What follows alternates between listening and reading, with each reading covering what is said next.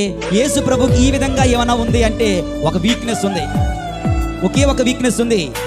ఏంటండి అంటే ప్రేమ అతని యొక్క వీక్నెస్. ప్రేమే అతని బలం కూడా.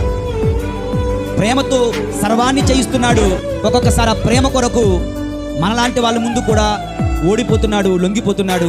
దేవుని యందు ప్రియులారా, ఎంత ప్రేమ అంటే 100 గొర్రెలుంటే ఒక్కడి తప్పిపోతే లెక్కలు బాగా వచ్చినవాడు పోతే పోయింది ఒకటి, మహా 2000 చేస్తుందేమో, ఇవి లక్షల రూపాయల విలువ చేసిన గొర్రెలు ఇక్కడ ఉన్నాయి కదా, వీటిని కాపాడుకుంటానంటాడేమో అని అంటాడు.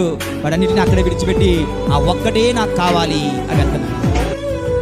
దేవుని యందు ప్రియులారా, ప్రేమ ఆయనకు, ఆయన బలహీనత, ఆయన బలం.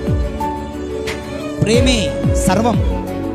ప్రేమకే రూపమిస్తే ఆయనే యేసు ప్రభు. ఈ లోకంలో మరి ఇంకెవరు లేరు. దేవుని యందు ప్రియులారా, ప్రేమకు సింబల్ ఇలా పెడతారు కదా, అదేదో కానీ నెత్తి మీద పెడతారు, ఇక్కడ పెడతారు, అక్కడ పెడతారు, ఎక్కడెక్కడో పెడుతుంటారు. ఇది ప్రేమకు గుర్తు. ఇది అసలు సిసలైన ప్రేమకు గుర్తు. ఇది సిలువ. సిలువలో ప్రేమ, సిలువలో ప్రాణత్యాగం, ప్రాణదానం, రక్తదానం. ఇది అసలైన ప్రేమ. దేవుని యందు ప్రియులారా,